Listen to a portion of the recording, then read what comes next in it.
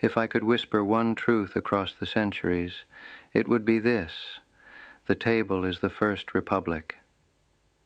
When I began inviting guests to dine at Monticello and later at the President's house, it was not for spectacle, but for survival. I was weary of the noise of politics, of arguments that won nothing but exhaustion. I disliked conflict, yet I needed consensus. So I turned to the dinner table, the one arena where reason could sit comfortably beside respect. There I found something remarkable.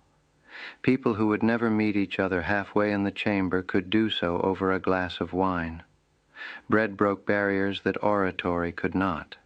The table softened tempers, equalized voices, and invited the best part of human nature to emerge: curiosity. I did not host these dinners for pleasure alone. They were my quiet instrument of decision. Around that table, ideas were tested, softened, and reborn. Once I brought Mr. Hamilton and Mr. Madison to supper, men so opposed they could barely greet each other. Yet by the end of the evening, they had discovered a mutual truth, that compromise was not surrender, but construction.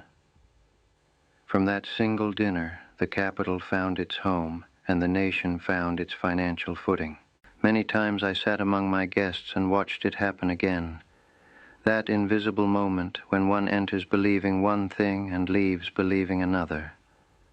That to me was the purpose, not to win an argument, but to evolve through understanding.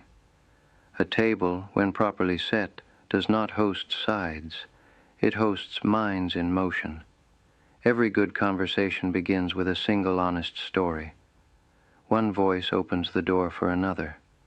Soon, what is personal becomes shared, and what is shared becomes common cause. The host's duty is simple: to protect the listening as much as the speaking. When that balance is kept, something new takes shape, the beginnings of a common mind. I came to believe that democracy itself lives at that table, not as law, but as practice, not as debate, but as dialogue. It is the quiet miracle of human nature, that we can eat, talk, and change together. You live now in an age of great noise, where argument often replaces thought, and yet what endures is the same act that endured in mine: to sit together, to listen deeply, and to leave wiser than when we arrived. The table is more than furniture.